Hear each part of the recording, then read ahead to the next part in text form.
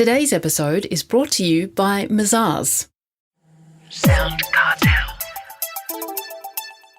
If, like many of us, you've overindulged over Christmas and are looking to get on the front foot this year with your health, now's the perfect time. From SoundCartel, I'm Nicole Goodman, and this is Business Essentials Daily.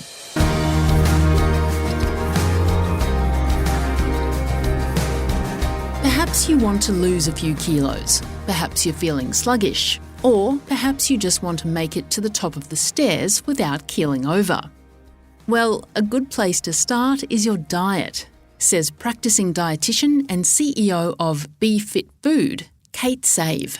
But with so many diets around, what does she recommend? Well, you'll hear very shortly. First, Chris Ashmore asks Kate why sometimes we seem to lack so much energy.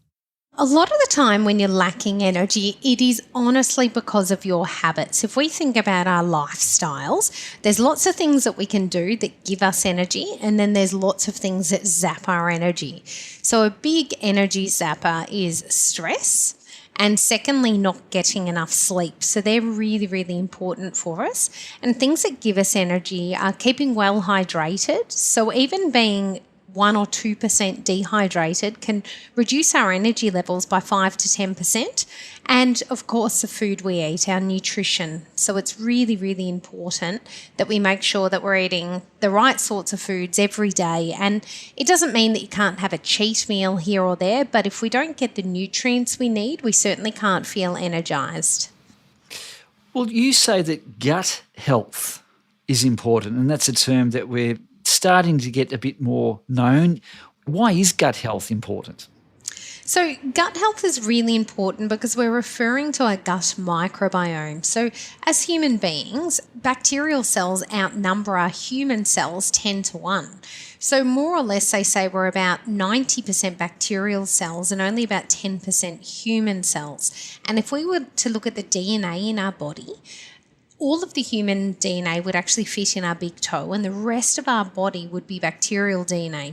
So when we talk about gut health, if we're referring to the gut microbiome, then we're actually talking about what can influence 90% of our health. And a lot of people, when they eat, they think about what the human might want to eat, whether that's, a piece of cake or some coffee or some McDonald's, but we're forgetting about the 90% of our body, which is actually bacterial cells that are looking for fresher foods. They're looking for plant-based foods. Plant-based foods have lots of fibre in them, and it's a fibre that actually gets through the human gut all the way to the large bowel where predominantly our gut microbiome are. And given that they control our health, if we're not eating plant-based foods every day, we really stand very little chance of having good health because our gut and our brain are connected. They talk about the gut as being the second brain.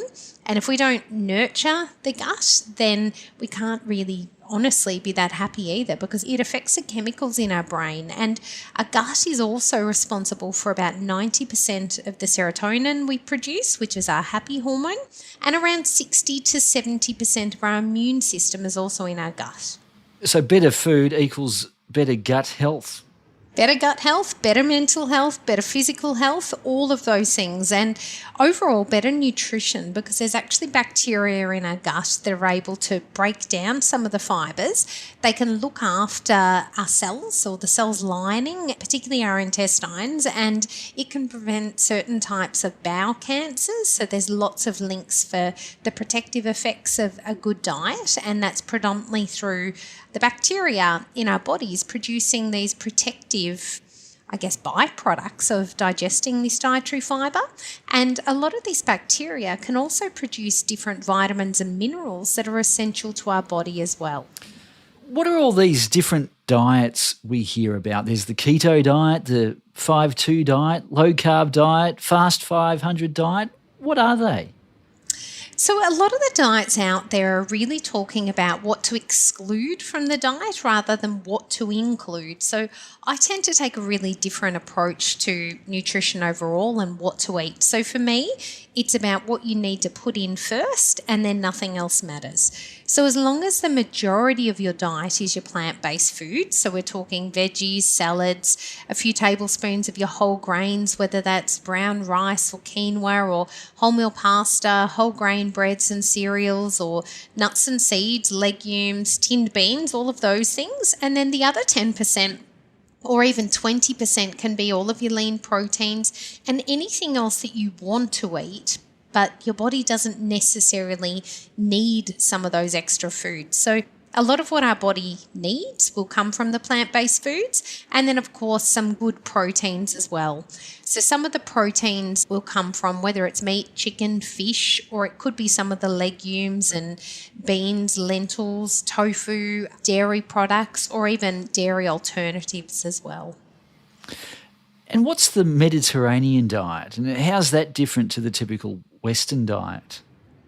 The Mediterranean diet is more traditional, so it's really looking at foods that are more closer to nature. So I guess if you think about going to different areas in Europe, if you are actually dining in more local style restaurants and cafes, you'll find that you're eating a lot of fresh produce, and predominantly you are eating a lot of vegetable-based food. So you may be having a tomato-based dish with some meatballs in it, as opposed to having a whole huge bowl of pasta with very little vegetable content. So our westernized diet really flips the traditional diet on the head and gives us the wrong breakdown or the wrong ratios of the food. So we should be thinking about the big bowl of extra Mediterranean, an Italian salad or a Greek salad, plus the big bowl of the meatballs in the tomato and eggplant and onion and garlic and that sort of sauce. Maybe there's zucchini and all sorts of things in there. And then having the handful of pasta on the side, rather than making the pasta the feature, think about all of the things that give us good nutrition first. Well, it's a lot to think about. And of course, a lot of business people are very busy. What kind of diet would you recommend for the busy business person? The key thing would be to really think about at every single meal having a good balance of your lean protein, but the lean protein, for most people, if you have a sedentary job, your requirements are only around 20 to 30 grams of protein at a meal, 2 to 3 times a day. So when we're talking about 20 to 30 grams of protein in a meal, it's about a 100-gram piece of meat, chicken or fish, basically.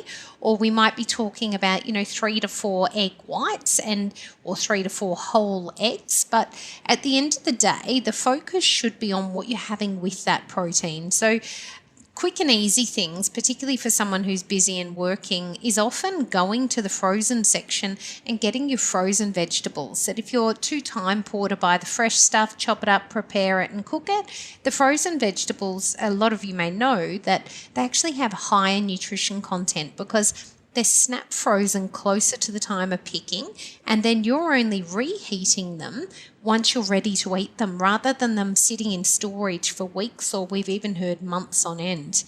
Alternatively, you could be looking at ready-made meals, but the key with a ready-made meal is finding that balance. And as we talked about with the Mediterranean diet, often in Australia we westernise it so much that you get your bowl of pasta with very little of the meatballs and the tomato-based, vegetable-based sauce. So what you want to be looking for as a meal that is predominantly your vegetables with the lean protein, and then small amounts, whether that's 1, 2, 3 tablespoons of your pastas and rices, quinoas, your grains. But at the end of the day, the focus should be on where the vitamins, minerals and protein are. Is exercise as important as a good diet? Well, the most important thing about exercise is that you can't actually exercise off a poor diet. So exercise should be something that we do that makes us feel good. And if you don't enjoy the exercise that you're doing, you've probably picked the wrong type of exercise. So you should be going into exercise actually enjoying what you're doing. So for some people, this could be as little as stretching or yoga or Pilates. For other people, they like to pound the pavement, go for a run, run or a jog or a power walk, or maybe you get out and swim in the bay or the ocean or even in a pool. But exercise is there to really help us feel good. So we'll get that endorphin release after exercise. But also, if you pick the right type of exercise, it can put you into that really meditative, calming state. Even with high intensity exercise, you'll find that you find that happy place, and it tends to come, they say, around after 4 to 5 minutes of exercise, depending on what you're doing. But with the high intensity stuff, it's at 4 to 5 minutes where we go into an oxygen debt.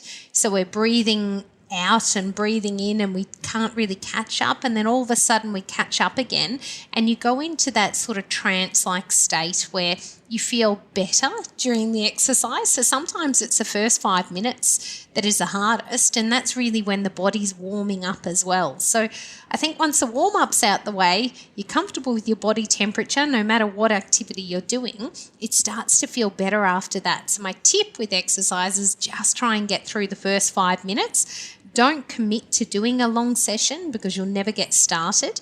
And the best way to get prepared is just put on your shoes, stand outside, and then decide whether you're going to go. If you're sitting on the couch thinking about, should I put on my shoes, you're never going to get off the couch. If anyone listening is looking to start the year with a health goal in mind, what would you suggest? The best health goal is anything that you know you can commit to and stick to. So I always say choose very small bite-size pieces. So for a lot of people, it won't be completely giving up chocolate or alcohol because it's unrealistic that you will never eat it again. And if you commit to something that big, then it's just a matter of time until you give up. And once you've given up, that tends to lead to other poor behaviours, because you give up on that, then you give up on everything. So I would just say, if it's, if you're someone who does overindulge in sweet foods or chocolate or biscuits, whatever it is, limit yourself to an amount that you think is reasonable, that you're going to be satisfied with. But on the other hand, it's less than what you might binge eat. And somewhere in between, you'll find that once you start achieving that, the cravings will go away, because the less you have of something, the less you really need it. And when it comes to exercise, the same thing. It's all about mindset. So when they talk about someone being, really disciplined, someone who's disciplined is someone who can exercise when they don't feel motivated. So if you can get up off the couch when you least feel like it, that is a sign of very good discipline. So you've got to get started and do it anyway. And just remember, once you get past that first 4 to 5 minutes, your body is going to change the chemicals it's releasing. You'll get these happy hormones released in the brain, and you'll actually start to enjoy it.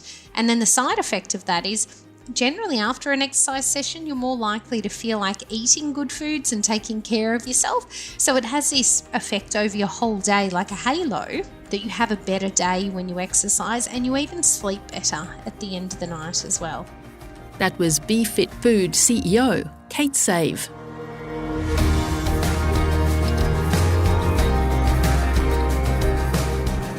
Business Essentials Daily is a SoundCartel podcast. Producers are Nick Schildberger, Chris Ashmore, Jeff Waters and myself. Technical production by Pete Letts. I'm Nicole Goodman. Thanks for listening. We'll bring you more Be Daily next week. SoundCartel. This episode was brought to you by Mazars. To find out more, visit mazars.com.au. That's mazars.com.au.